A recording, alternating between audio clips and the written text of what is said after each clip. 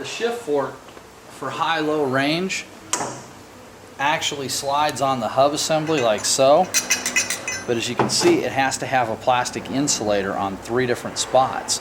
What had happened is it worn completely off, and you can see where it was rubbing metal to metal right on there. So it was basically getting cocked at an angle, riding metal to metal, and it was probably causing your noise that you were talking about.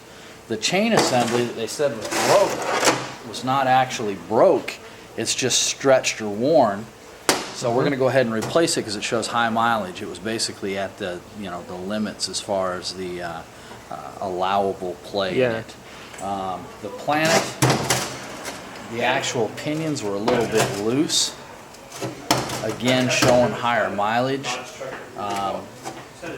The hub actually that the fork rides on, the inside teeth right here where it locks into, you can see how the outside's wide right there and the inside actually narrows down.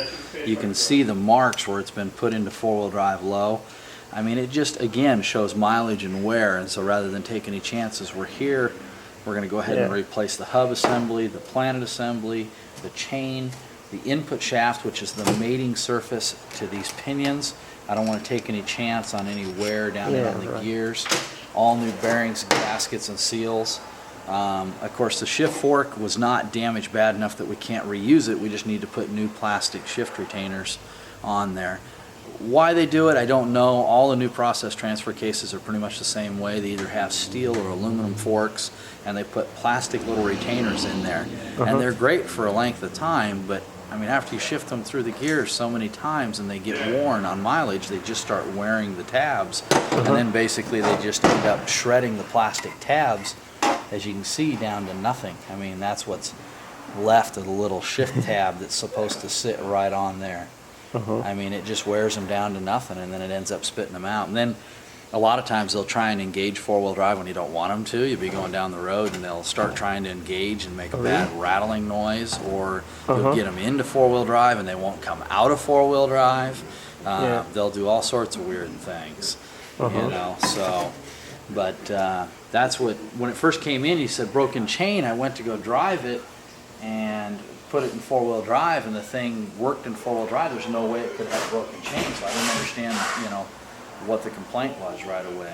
So, but you know, upon further investigation, of course, we found out that it was definitely noisy.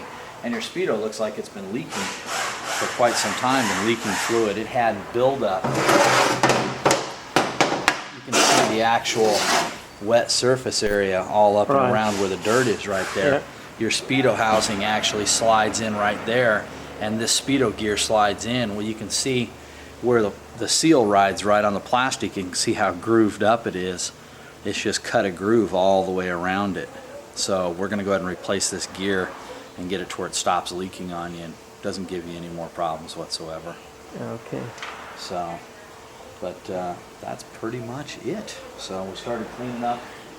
Half the other parts are already on the bench over there. I still got this part of the case to clean up, and we'll get this thing back together and get it ready for you. Perfect. So, and get you back on the road. Thank you very much. You're welcome.